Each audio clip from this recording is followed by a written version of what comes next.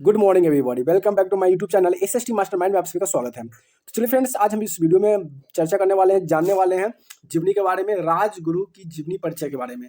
इसके पहले मैंने सुखदेव जी की जीवनी के परिचय में बताया और आज हम बताएंगे शहीद वतन राजगुरु जी के बारे में। ठीक है, ये क्या थे, इनकी क्रांतिकारी थी और कैसे इनको फांसी पर लटका दिया गया मुगलों के द्वारा, अंग्रेजों के द्वारा, और ये इन्हें 24-25 साल की उम्र में इनकी मृत्यु हो गई, यानी कि मार दिया गया, यानी कि फांसी से लटका दिया गया।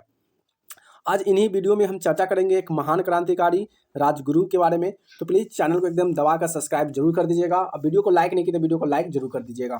तो चलिए यहाँ से हम उनके बारे में डिटेल से चर्चा कर लेते हैं। सबसे पहले हम बात करते हैं कि उनकी पूरा नाम, तो उनका पूरा नाम क्या है। तो देखिए, उनकी पूरा नाम बात करें तो शिवराम हरि राजगुरु। इनका पूरा नाम क्या था? शिवराम हरि राजगुरु इनका पूरा नाम था। उनका जन्म कब हुआ था?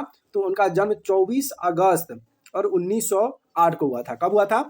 24 अगस्त 1908 को हुआ था। कहाँ पे हुआ था? तो खेर, पुणे, महाराष्ट्र में हुआ था। कहाँ हुआ था? खेर, पुणे, महाराष्ट्र में। इनकी मृत्यु कब हुई थी? तो इनकी मृत्यु जो थी 23 मार्च 1931। तो देखिए, 23 मार्च 1931, या वह राजगुरु हो, या सुखदेव हो, या चंद्रशेखर आजाद हो, सॉरी भगत सिंह हो, तो ये सभी का जो मृत्यु जो हुआ था ना, एक ही दिन, यानी फांसी पर, तीनों को एक ही दिन फांसी पर लटका दिया गया था। तो सभी का मृत्यु डेट समान होगा। इनकी मृत्यु कहाँ हुई थी? लाहौर में, पाकिस्तान। जो जगह था उनको पाकिस्तान में ही फांसी पर लटकाया गया था। जो जगह पहले इंडिया का हिस्सा हुआ करता था वो अब पाकिस्तान का हिस्सा हो गया। कार्य की बात करें तो ये स्वतंत्रता सेनानी, यानी कि देश को आज़ाद कराने के लिए अपना योगदान दिए और अपनी जीवन को या अपनी मृत्यु को बलिदान दे दिया। अब यहाँ से हम बात कर लेते हैं इनका परिचय के बारे में। ये तो उनका मृत्यु का लेखा जोखा था। अब परिचय बात कर लेते हैं। शिवराम हरि राजगुरु, पहले पूरा नाम शिवराम हरि राजगुरु, भारत के स्वतंत्र संग्राम के एक प्रमुख क्रांतिकारी थे।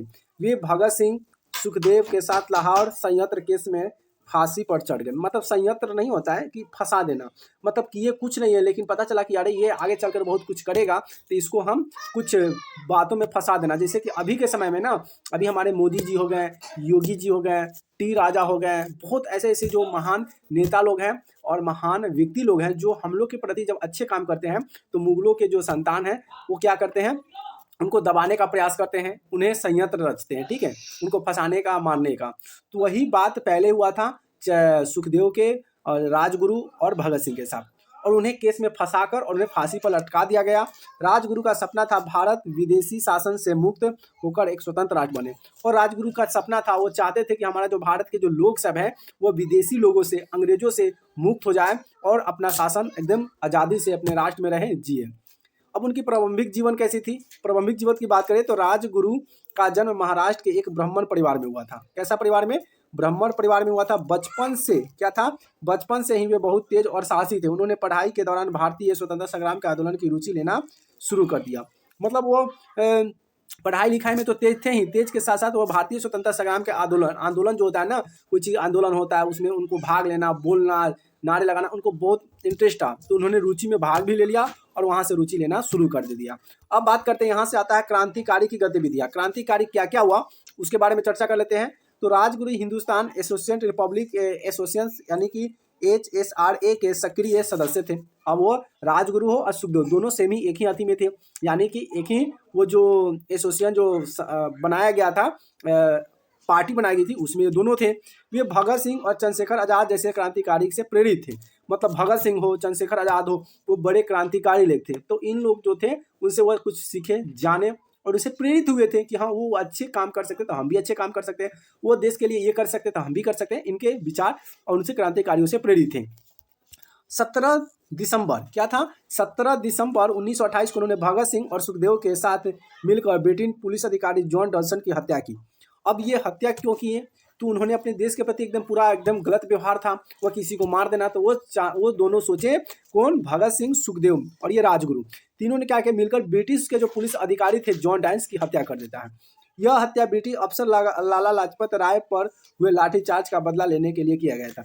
अब ये भाई 23-24 साल का उम्र जो होता है, थोड़ा सा एकदम बदले की भावना होती है।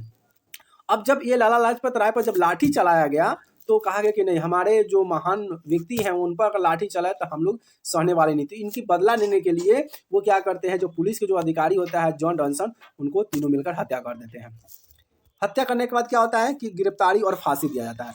अब गिरफ्तारी कैसे होता है? राजगुरु को राजगुरु को 1929 में गिरफ्तार किया गया और उन पर लाहौर संयंत्र केस चला गया। अब लाहौर से क्या होता है कि एक संयंत्र रचा जाता है और उनके प्रति एक केस दायर किया जाता है। उन्होंने भगत सिंह और सुखदेव के साथ 23 मार्च 1931 को लाहौर जेल में फांसी दे दी गई।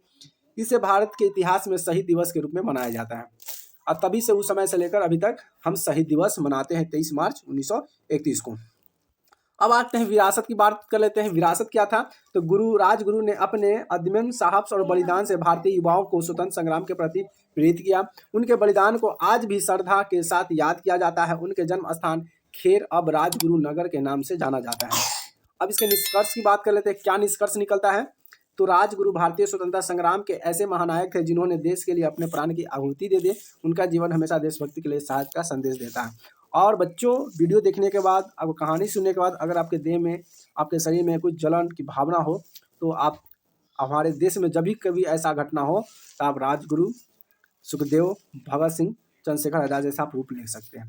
ठीक है, तो समय पड़े तो हमें कॉपी कलम के साथ साथ हमें भाला भी रखना चाहिए और जब हमारे देश पर ऐसा जब विपत्ति आए तो हमें ऐसी कदम उठाने से पीछे नहीं हटना चाहिए।